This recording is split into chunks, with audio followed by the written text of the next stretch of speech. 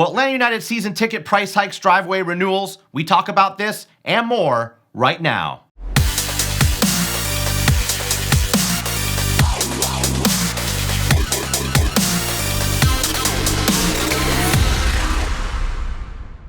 Welcome to another episode of 5 Stripe 5, where we tell you all the things we think you should know. Even if you don't know you need to know them, we're going to tell you anyways. My name is Jay Riddle with Unrelegated and Atlanta United Fan TV. Let's get right down to it. Atlanta United have announced another homegrown signing, this time George Campbell, defender with the Atlanta United Academy.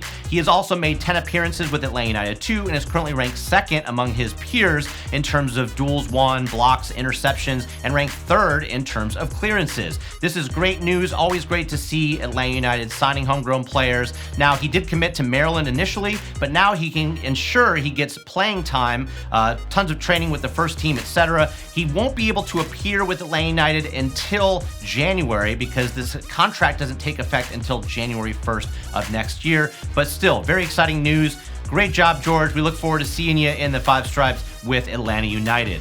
In other Atlanta United homegrown news, Lagos Kunga, who signed as a homegrown in 2017, which took effect in 2018, is currently on loan with USL side Memphis 901, and he scored his first goal. And it was a Galasso against Hartford Athletic this past Saturday on July 6th in a 4-1 win. This is the kind of stuff we want to see. With a young 20-year-old forward like this, we want to make sure he's getting reps, getting that playing time, and building confidence. So when we do put players out on loan, this is the kind of stuff we want to see. We don't want to see them getting stale on the bench.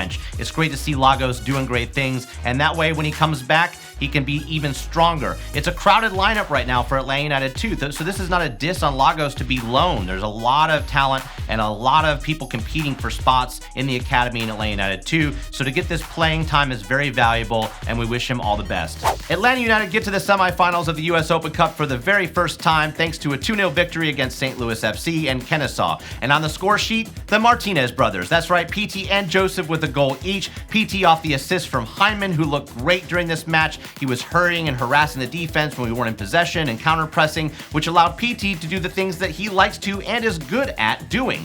And I thought that was really great. I look forward to seeing Hyman and PT as a combination in future. Also, Joseph with the PK thanks to Dion Pereira, who could have probably passed it to a wide-open Joseph sooner, but it worked out. He got taken down in the penalty box, so Joseph got to slot the PK home anyways. We now move on to face Orlando City in Orlando, and if we pass that, if we get past the Orlando City quote-unquote rivalry, we will face the winners of Portland and Minnesota. Portland faces Minnesota United in Minnesota. But good news, Atlanta United got first priority for hosting the US Open Cup final. So that means if we make it all the way through, we could see a final here at Mercedes-Benz, which is very exciting. As we all know, the Red Bulls match was very spicy, and Renewals was bringing a lot of that spice at the end of the match. Now, he wasn't just directing it at Red Bulls players, he also directed it at Mikey Ambrose?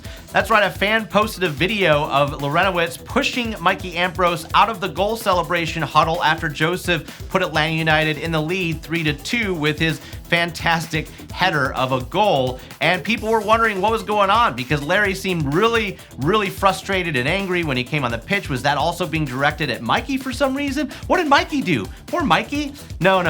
Mikey came on, he clarified on Twitter because he knew people were concerned. He said basically, listen, we're bros, we get pumped up, we push and shove, and then the reason I didn't join the huddle is after he shoved me, I needed to hydrate, and so I ran over to the bench and got some water. So, great to see everybody's best of friends, no big deal, crisis averted. All right, craft brewery aficionados, we got some news for you. Breweries are an integral part of American supporters group culture, and that's no different than here in Atlanta. They often sponsor supporters groups and provide spaces for TIFO and events and watch parties, and most importantly, they provide the beer for the tailgates.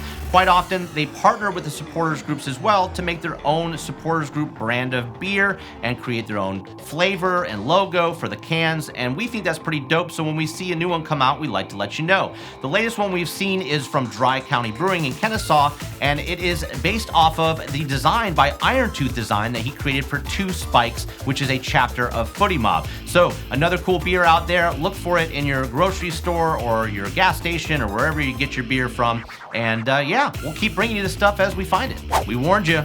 We told you about it. But were you ready? I wasn't ready. That's right, invoices have hit the inboxes for season ticket holders, and you now know how much your increase is this season. First payments are due if you're on the payment plan on August 15th, and we're seeing on social media reports ranging from anywhere from a 1% to a 9.5% increase. Now, that 9.5% may not seem too terrible on the surface of it, but for some people, they also got hit with a 20% increase last season. So that's almost 30% in 2 years. It hits hard. I know, it's frustrating. I'm frustrated. It's just part of the process. You know, in my opinion, and this is just my opinion, season tickets are a luxury. I've always known I could potentially get priced out of them and may have to find cheaper seats. Now, of course, I would like to stay in the same seats that I started with, but that may not have to happen. I mean, you know, you have to look at things, you have to cut out, spending. A lot of us have budgets we have to live on. It's just par for the course. But it doesn't make it any easier to stomach. We did a poll on Twitter, very official, and about 80% of people said they're gonna go ahead and continue to keep their season tickets, with 20% saying they may either try to find a cheaper section or relinquish those tickets. Now, the good news is that if for people relinquishing the tickets, you can get a chance to get some, because we found out from Darren Eels there are 13,000 people currently in line for season tickets. And that's what I say when I say it's a luxury, right? There are 13,000 people that have been waiting patiently to try and get season tickets. So unfortunately, if there are some people that have to relinquish those tickets because of life expenditures or whatever, there are plenty of people waiting in line that would be more than happy to grab those tickets. And that brings us to our question of the day, which is, now that season ticket prices have been announced and you know what your increase is, are you going to continue to hold on to your current season tickets, or are you going to do something like look for a less expensive section or relinquish them entirely? Let us know in the comments below. And that wraps it up, guys. You made it through another episode of 5 Stripe 5. Go team. Great job. Be sure to like, comment, subscribe, share, all that fun stuff. It does help us out. I'm Jay Riddle with Unrelegated and Atlanta United Fan TV. Until next time.